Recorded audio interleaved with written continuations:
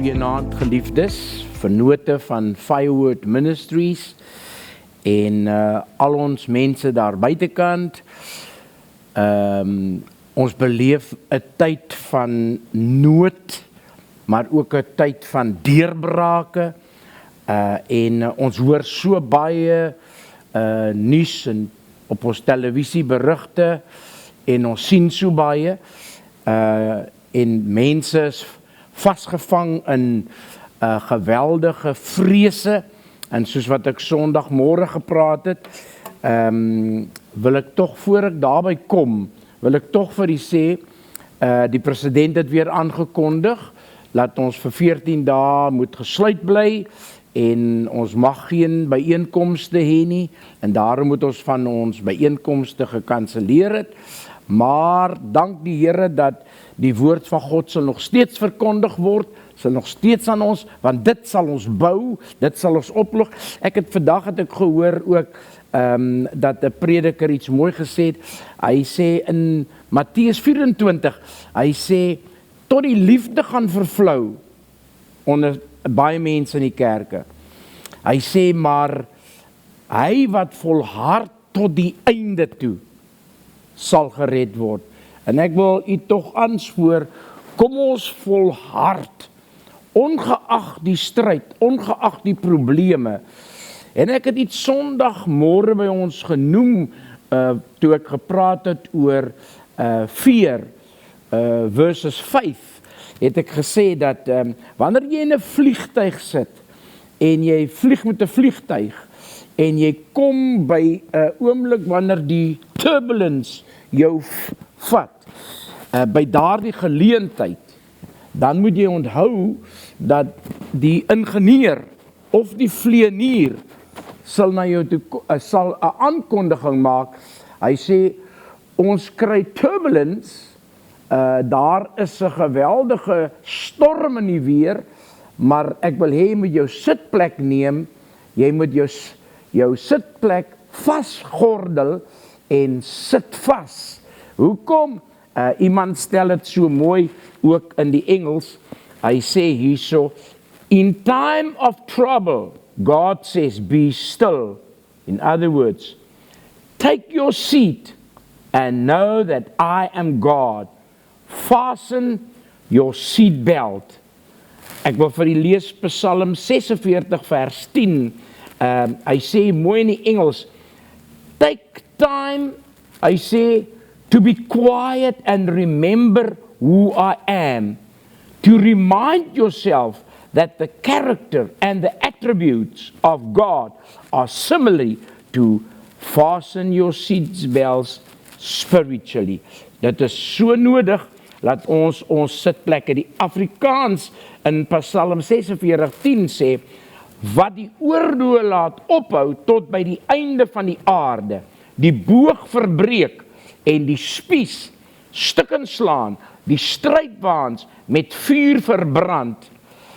Ek wil met u praat by ons power hour oomblikke, wat ons altyd so op Woensdag aand so geniet, dat dit is tyd dat ons sal aanhou bid. Dit is tyd dat ons sal aanhou God vertrou. Dit is tyd dat ons, ongeag hoe jy voel, met alle respek hoe jy lyk, hoe die situasie is, dat jy nog steeds God sal vertrou. Hoekom sê ek so? Ek gaan vir jou sê wat, in die storm is dit die tyd wat ons oë op die Here moet hou. Ongeag wat mense sê, ongeag die optrede, wat hulle doen, ongeag hierdie pestsiekte, waarvan Psalm 91 sê, wat deur die dag rondgaan, hy sê, jy sal dit sien, maar dit sal jou eiendom, sal dit nie binnekom nie. Nou, ek het so 'n notaatjie gemaak, dat ja, die protokol is daar, kom ons handhaaf die protokol, was jou hande, sanitize, behou jou afstand, gebruik jou masker, en kom het ons nie losbandig raak in hierdie saak, want tot die Here dissipline, laat ons dit sal uitoefen, laat ons dan ook dit wat hulle vir ons vra om te doen. Ek wil nie die oorsaak wees dat iemand anders miskien siek raak deur my optrede wat onverskillig was nie. Maar ek wil weer vir u nou sê, wat ek hier genoem het, is dat dit is nodig dat ons sal aanhou om te hoop. Moeilike tye is soos winter en somer en herfs. Hy kom, maar hy hou nie al die tyd aan nie. Daar is ook 'n tyd wanneer dit ophou. Daarom sê in Psalm 71, sê hy mooi hierso, hy sê, U wat my baie en bange node laat sien het, sal my weer lewend maak en my weer ophaal uit die watervloede van die aarde.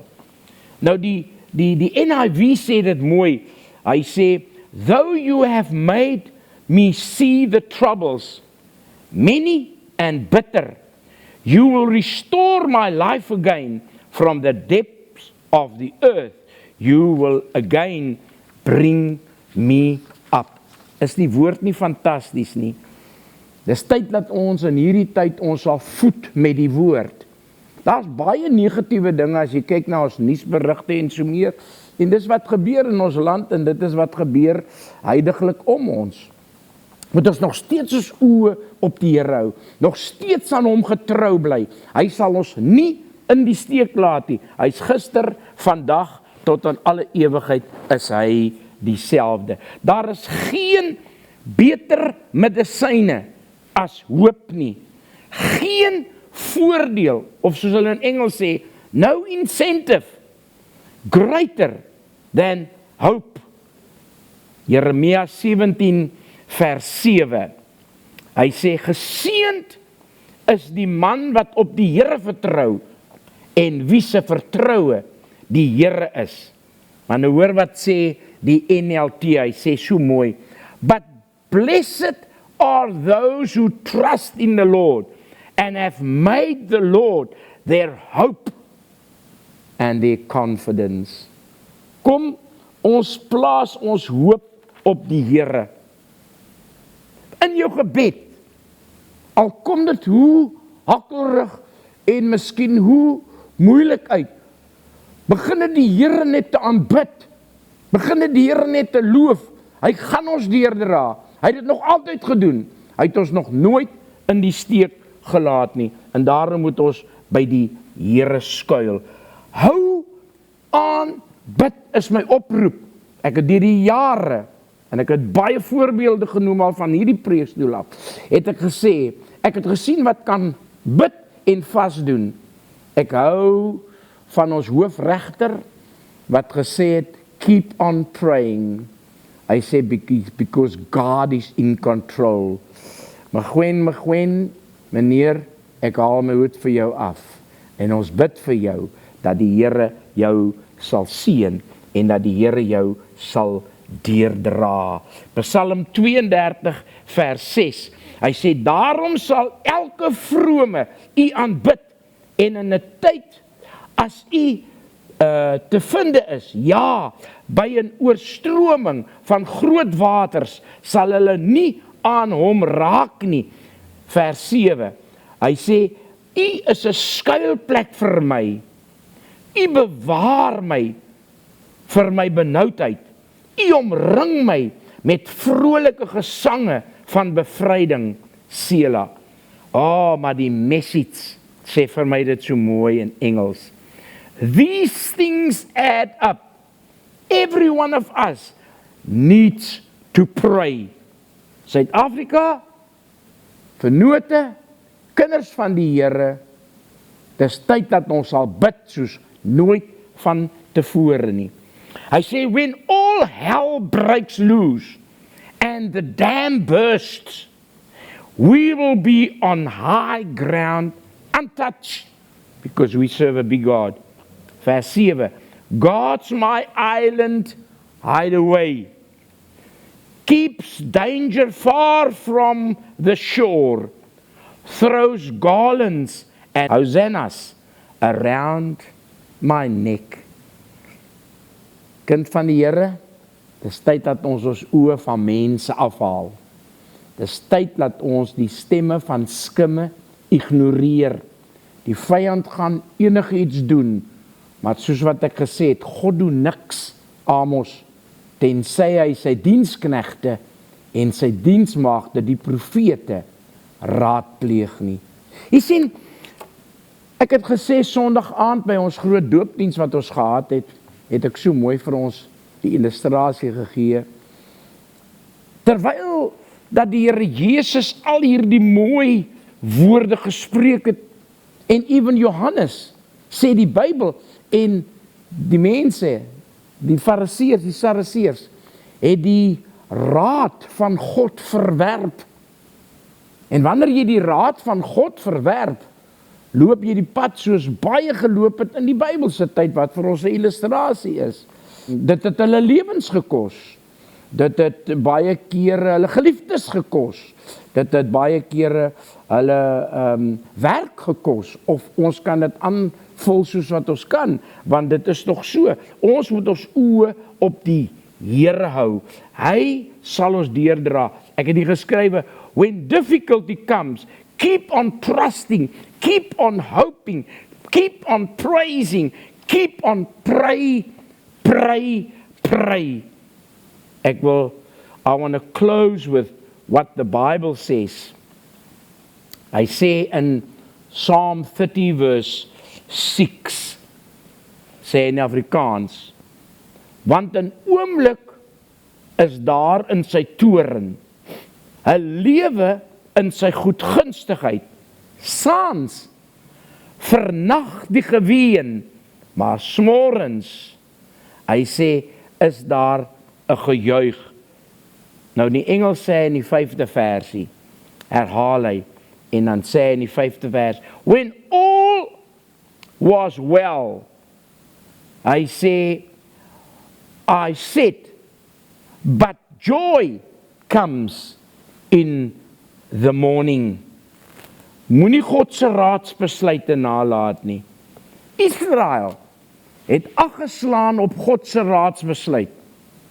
En toe hulle die lammetjie geslag het en die bloed gesmeer het, in een nag, toe haal hy uit slawerny uit, omdat hulle God nie net geraadpleeg het nie, geluister, en hulle het sy raadbesluite uitgevoer. Deuteronomium 28 sê, as jy wil geseënd wees, luister na my stem, doen wat ek vir jou sê, luister na my stem, doen wat ek vir jou sê, en wanneer jy bid, en wanneer jy die aangesig van die Here soek, is dan wanneer hy vir jou deure oopmaak, hier staan 'n getuie, ek is 'n lewendige getuie, vir wat die Here deur die jare in my bediening vir my gedoen het, en beteken het, en daarom is daar 'n bewys, oral waar ek gegaan het die Here my net geseën, en hy is vandag nog dieselfde, en hy is gister nog dieselfde, en hy is tot in ewigheid nog dieselfde, en hoor nou mooi, hier kom 'n herlewing, en die vyand probeer dit keer, en hy kan dit nie keer nie. En ek bid vir jou dat die Here jou sal deurdra, ek bid dat die Here jou sal seën, ek bid dat die Here daai hartseer, want ons het ook geliefdes afgegee, en het miskien geliefdes afgegee, dat die Here jou hartseer sal vertroos, die balsam van Gilead sal aansmeer. Kom ons hou nie op om getrou aan die Here te bly, al maak hulle die kerk se deure toe. Sal my sak nog altyd oop bly om te saai? Sal ek nog altyd getrou wees aan die Here? Ek sal soos 'n Sadrag, Mesig en Abednego sê, koning, al maak jy die vuur warm, maar buig sal ek nie buig nie. Wat het gebeur? Die manne wat hulle in die vuur gegooi het, hulle doodgebrand, en Sadrag en Abednego het iemand gehad, die derde persoon, of dan die vierde persoon in die vuur, en sy naam was Jesus. En ek wil tog vir u sê, kom ons bly by die Here, kom ons aanbid hom, noem hom jou saak, lê dit voor sy voete, vertrou die Here, hoop op die Here, en hy sal jou deur. Mag jy 'n baie geseënde tyd hê, in 'n baie geseënlike oomblik. Vader, ek bid, my God, laat ons nooit die lus en die begeerte om te bid sal laat vaar nie, maar dat ons sal aanhou bid, dat ons getrou sal wees. He that endures to the end shall be saved. En ek bid, Here, laat dit so sal wees. En die trane wat ons nou stort, sê die Bybel baie duidelik. Hy sê joy comes in the morning. Die Here seën jou, die Here gaan met jou tot 'n volgende keer. Mag die Here julle baie, baie ryklik seën. God bless.